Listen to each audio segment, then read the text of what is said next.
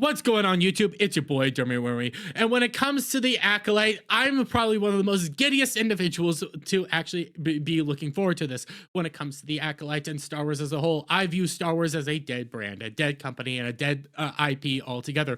I have no love in my heart for it anymore. I view it as just gone and buried, and that we need to be giving it its proper Jedi funeral, you know, burning everything that's left as we look solemnly onto it as it is turning into ash right in front of us. But when it comes to the Acolyte, this is going to be a show that I just can't wait for, because I can 100% guarantee it will be a disaster for Lucasfilm, it will be a disaster for Disney, and it will be yet another point in evidence that we can actually go and tell you guys that, hey, Star Wars is dead. But why do I say that? Why do I believe that? Why do I think that? Well, it could possibly because you had the leak trailer that came out that said that there is no difference between good or bad within the actual Star Wars universe. You know, get right here. Leaked, the Acolyte trailer declares this isn't about good or bad, it's about power and who's allowed to use it. Oh, that's right, more social justice and ideology all throughout that little line. Oh, but maybe we continue on. The Acolyte, Charlie Burnett, absurdly claims he never believed he could play a Jedi because I was not reflected for so many times throughout these films in the past.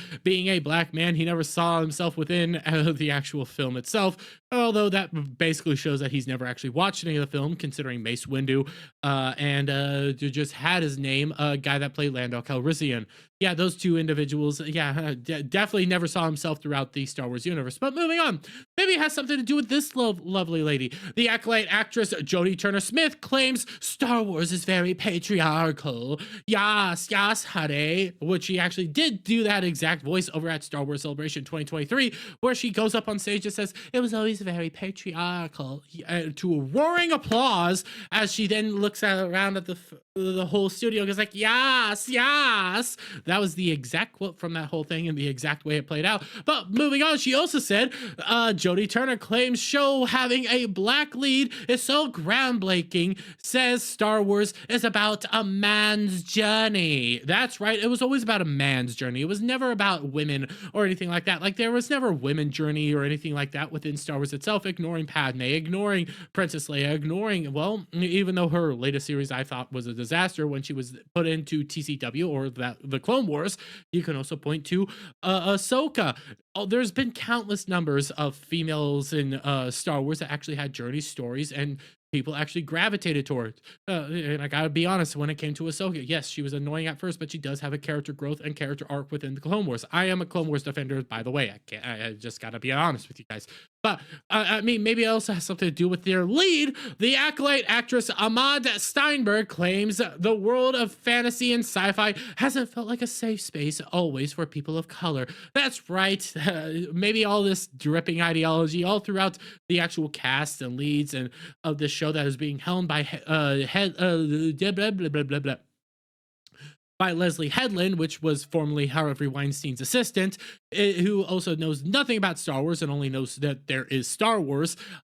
Maybe this show that she is pushing all this ideology with the whole of her cast coming out and saying all this ideological ideas, maybe the show isn't going to be as good as we maybe it's going to be good for us YouTubers, but not so good for Star Wars as a whole. And you come on here, yes, this is the also lead actress of the show. Star Wars hits grand slam of woke ideology politics, cast black, lesbian, and non-binary intersectional feminist Amandla Stenberg as the Acolyte series lead. That's right, this was the lady that we just went over who will be the lead. Well, to give you more credence, we had a recent article come out by magazine.com in which they actually do an interview with her. Meet Amandla Stenberg, Star Wars New Hope. That's right, she's the new hope for Star Wars, guys. She's going to be leading the way. She's going to be helping push and pull and everything. Well, throughout this actual interview, yes, they've talked about her, talked about some of the things she's done, as she does pose like a major hoe in all sorts of different outfits. But we come down here to her actual quotes and everything in regards to the actual Star Wars itself. As she takes on the titular Jedi trainee role in the Acolyte,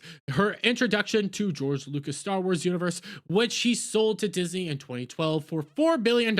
I have a really heavy load in the show. An abnormal load, not so much of an abnormal load considering that you are the lead of the show and you are actually helping spearhead the actual show. You know, you're the new hope. So saying that as an abnormal load doesn't really make logical sense, but okay. She says, shot largely at Shenfield Studio in Berkshire, England, a new facility composing eight sound stages. It follows The Mandalorian, Andor, and Ahsoka, and the line of spin-off commissioned for Disney Plus and the age of streaming, which has seen a huge budget amid at episodic shows over 2-hour cinematic releases. The crew are so hardcore. They're so hardworking and very kind of hierarchical and competitive. And people work their asses off. She says, it's very different, I think, than what I've experienced on most American sets. Steinberg can't share too much or anything really about the plot of The Acolyte because Lucasfilm and NDAs are notoriously restrictive. They're already hacking into my phone right now. They're listening, she jokes. What she can say is that it takes place in the High Republic era before Star Wars Episode 1, The Phantom Menace. By the way, they're coming out and trying to help hype up The Acolyte by saying this is the prequel to The Phantom Menace. This is the prequel to The Phantom Menace. Takes place prior to The Phantom Menace, trying to wrap up The Phantom Menace and get more people interested in this by trying to connect it to The Phantom Menace. In reality, it has no real connection to The Phantom Menace. It takes place 50 years before The Phantom Menace. And on top of that, none of these characters actually show up in The Phantom Menace. So there is all that to take into account. But hey, there's that going on. Which was released in 1999 and grossed just shy of $1 billion worldwide. It's a prequel to a prequel, if you like. Lucas famously started this epic tale in 1977 on Episode 4, A New Hope. Well, just A New Hope. In the context of Star Wars universe, it's a time of great peace, theoretically, Steinberg says. It's also a time of institution, and it's a time in which conceptions around the Force are very strict. And I think what we're trying to explore within our show is when an institution has a singular conception of how power can be used. We try to provide a lot of different perspectives and answers to the question. The idea is to kind of honor the ethos of Star Wars and ideas around the Force, and also challenge them, hopefully harmoniously. But I disagree with that. Now, these could be interesting thought processes. These could be interesting ways to actually look at the Force, look at how the Force works within Star Wars and how the Jedi versus Sith order actually goes about it. But the thing is, when you actually take into account that this is a leftist individual, this is a person that focuses in on social justice ideology, different gender ideologies, things of this nature. So basically leftist ideology through and throughout her soul, so much so that she identifies as a non-binary lesbian, which is something I don't understand how you can actually do. You start taking a look at this when you have Daisy, not Daisy, but you have Headland. What's her nuts? I just said her name earlier in the video, but I don't even care that much. Coming out here and helping to enforce these more leftist ideologies. When you have different aspects of the actual cast enforcing leftist ideologies, saying these identity political traits, pushing this stuff all throughout it, and you start hearing about like positions of power, ethics of power, things of power, and concepts of all these institutions and stuff. All it bears down to is that they're going to be attempting to tear apart the Jedi via leftist ideology, which is all about power, and power equals attrition or oppression or anything like that, and basically say that the Sith were just oppressed the entire time, and that being a Sith is a-okay.